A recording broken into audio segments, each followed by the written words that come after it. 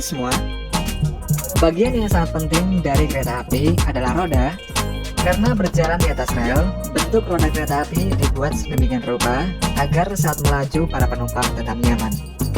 Dan karena roda kereta terbuat dari baja, sehingga pembuatannya membutuhkan beberapa proses seperti peleburan, penempaan, serta banyak lagi. Roda kereta api merupakan jenis roda yang pergerakan arahnya ditentukan oleh rel. Oleh karena itu, roda kereta didesain khusus dengan memiliki bentuk flank dan konus. Flank adalah bagian lempeng yang menonjol dalam roda kereta. Bagian ini bertindak sebagai panduan dan menjaga roda tetap berada pada rel kereta. Flank juga berguna untuk mencegah roda tergelincir keluar dari rel.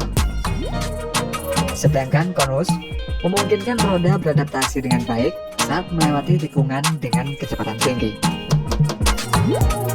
Sistem roda pada kereta api atau disebut juga dengan wheel set train terdiri dari roda dan aksel. Lalu untuk membuat roda kereta ini membutuhkan beberapa tahapan. Langkah awal dari proses pembuatan roda kereta adalah menyiapkan bahan bakunya, yaitu baja. Baja akan dilelehkan di dalam tungku elektrik pada suhu 1600 derajat Celcius. Setelah itu, baja yang sudah cair akan dibawa menggunakan wadah yang selanjutnya akan dimasukkan ke dalam cetakan. Di dalam cetakan baja cair akan membentuk steel ingot dengan panjang yang sudah ditentukan. Steel ingot ini kemudian akan didinginkan.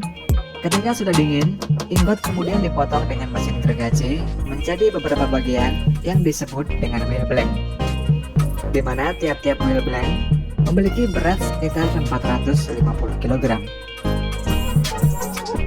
Wheel blank lalu dimasukkan ke dalam rotary furnace, yaitu furnace yang memiliki dua pintu. Nantinya wheel blank akan dipanaskan ke dalam furnace pada suhu 1300 derajat Celcius.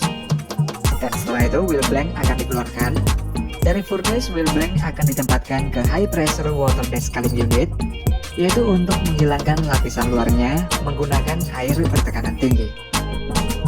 Setelahnya wheel blank dimasukkan ke dalam mesin press. Wheel blank akan diberi tekanan sebesar 9.000 ton sehingga berubah bentuk menjadi bentuk roda kereta yang masih kasar. Roda kereta lalu dimasukkan ke dalam rolling mill oleh robot. Di dalam rolling mill, roda kereta akan ditekan lagi sampai diameternya membesar. Ketika selesai dari rolling mill, roda kereta akan masuk ke dalam shaping press unit yang berfungsi untuk membuat lubang di tengah roda kereta, di mana lubang tersebut nantinya berguna sebagai tempat aksel. Setelah itu roda kereta akan melalui proses heat treatment, dan ketika dingin roda kereta akan dibentuk lagi sesuai dengan spesifikasi yang ditentukan. Kemudian akan diinspeksi serta melewati beberapa pengujian sebelum roda diberi label dan nomor identifikasi. Proses berikutnya adalah pemasangan aksel. Bahan pembuat aksel ini sama dengan bahan roda kereta, dan untuk prosesnya, ingot yang masih dingin akan dipotong dengan ukuran yang telah ditentukan. Kemudian ingot dipanaskan pada furnace. Ingot yang masih panas lalu dimasukkan ke dalam rotary forging mesin menggunakan manipulator. Pada rotary forging mesin, ingot yang masih panas akan diputar dan dipukul-pukul sampai membentuk aksel dengan ukuran tertentu. Setelahnya, aksel masuk ke dalam proses heat treatment, yaitu proses thermal untuk mengubah sifat-sifat dan karakteristik dari aksel yang bertujuan untuk memperbaiki kekerasan, kekuatan, dan lain-lain. Dari proses heat treatment, aksel akan dipotong lagi untuk memperoleh ukuran yang ditentukan. Proses selanjutnya, aksel akan dimasukkan ke dalam rock mesin. Nantinya aksel akan dibentuk sesuai dengan profil yang telah ditentukan.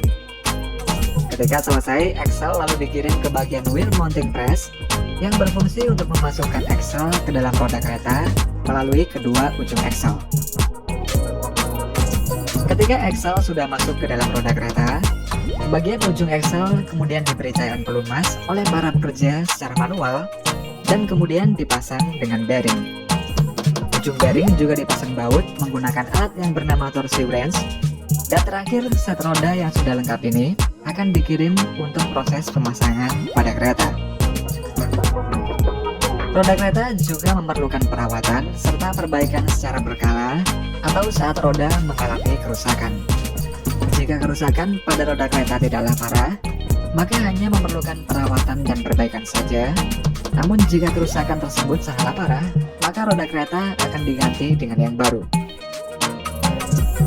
Kerusakan pada roda kereta mencakup keretakan, keausan, deformasi, dan lain-lain.